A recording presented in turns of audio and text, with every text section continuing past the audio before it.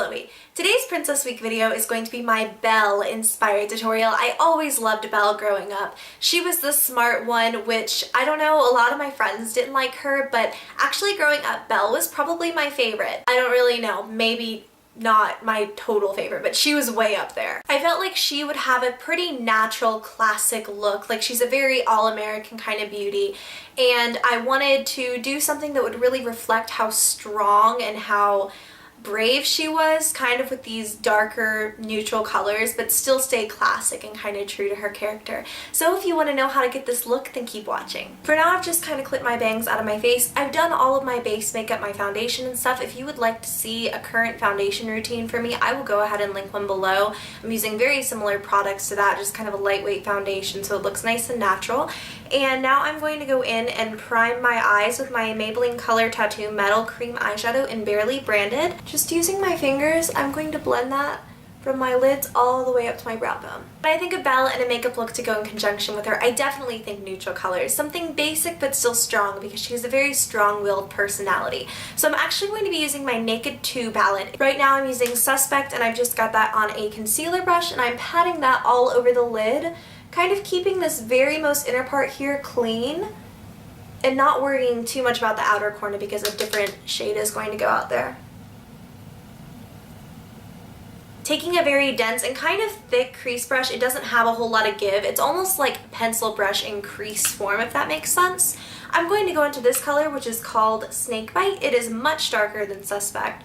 And just picking up a good bit of that on the brush, I'm going to start at the outer corner with this and kind of work my way into the crease. Not worrying about blending too much, I'm going to take a fluffy brush and this color, which is Tease. It's just kind of a light mauve color, I would say, kind of a taupey mauve, and I'm going to dust that in the crease, and I'm going to kind of blend with this color, but not too terribly much, just because I'm going to use one last color in the crease when I'm done with this. I'm going to go into the color Busted with this, and this is just kind of a dark brown purple tinged color. I'm going to load up the brush with that, tap off the excess really well because this can kind of be a powdery one. And I'm going to focus that entirely in this outer V area, focusing first kind of in this lid, sweeping it in, and then bringing a little bit into the crease.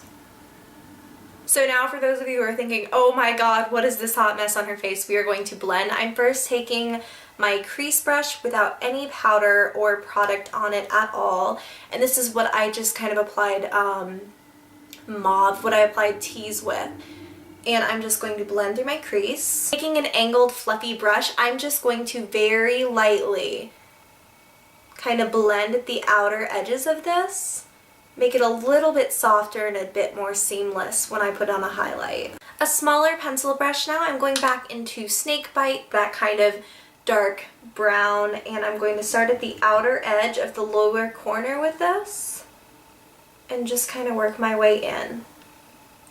This is the same brush that I actually did my blending with. I'm going to go into Frosty, which is a very yellow toned neutral matte highlight. It has no shimmer at all, and it's perfect for my skin tone because I have very yellow undertones.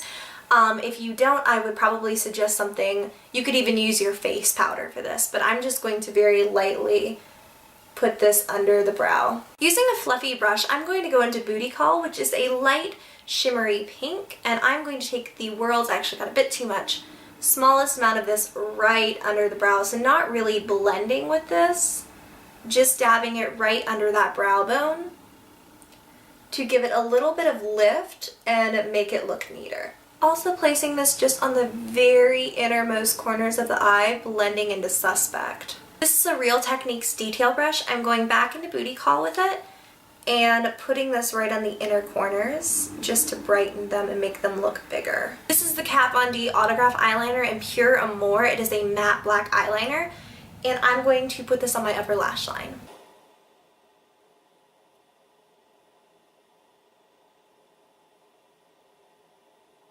While I'm waiting for that to dry, I'm just going to go ahead and do my blush. I'm going to use Milani's Baked Blush in Rose Dioro. It is just a nice rosy flush of color, I guess you could say, and it's super pigmented. Like, you don't need much at all, so I'm just going to put that right on my cheeks.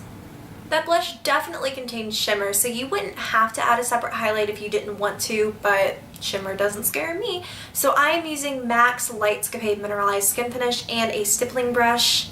I think you can finally see that I like put a pretty serious dent in this. There's not much dome to it anymore. So taking this right on my cheekbones, I'm gonna drag it down a little bit, right down my nose and above my brows. I'm using my Buxom Insider eyeliner in chocolate, and I'm just going to put this on the tight line of my eye. As my eyelashes are already curled, I'm just going to go ahead and use this L'Oreal Voluminous Carbon Black Mascara, and then I'm going to follow up with a quick coat of my Maybelline The Falsies. I'm going to use this Revlon Color Burst lipstick in the color Sweet Tart, the lip butter, not the lipstick, I mean. I feel like if I wore like a nude or a darker lip, it would just look a little bit too mature and a little bit too not innocent. I feel like this is going to add some playfulness to the look and kind of make it a little bit younger, because it is a very bold look while still being natural. So I'm going to dot this in the center of my lips and work my way out. I feel like that adds just a little bit more life and color to it, even though it is a light kind of pink shade. And I'm going to use this Makeup Forever Lab Lip Gloss in the color 52. This is just a little mini size that I have of it.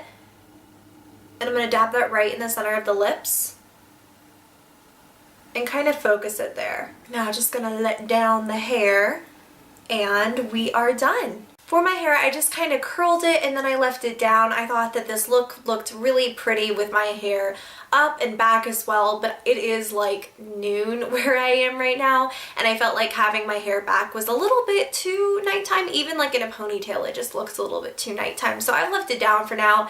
You could definitely kind of take it into a ponytail, maybe a cute side pony, and like do a ribbon or something, or better yet, a low pony in the back and do a ribbon. But I like it as is, just kind of the way that I did it. That is going to be it for this Belle inspired look. I really hope you all enjoyed, and if you are enjoying these Disney Princess Week videos, make sure to give this video a thumbs up so I know you guys are having a good time. I have just been having so much fun with this, and tomorrow is going to be my favorite Disney princess of all time. And if you guys know me like at all, then you know who it is. If you haven't already, hit the subscribe button so you don't miss tomorrow's episode or any of my other videos for that matter. And as always, I love you girls so much, and I will talk to you tomorrow. Bye!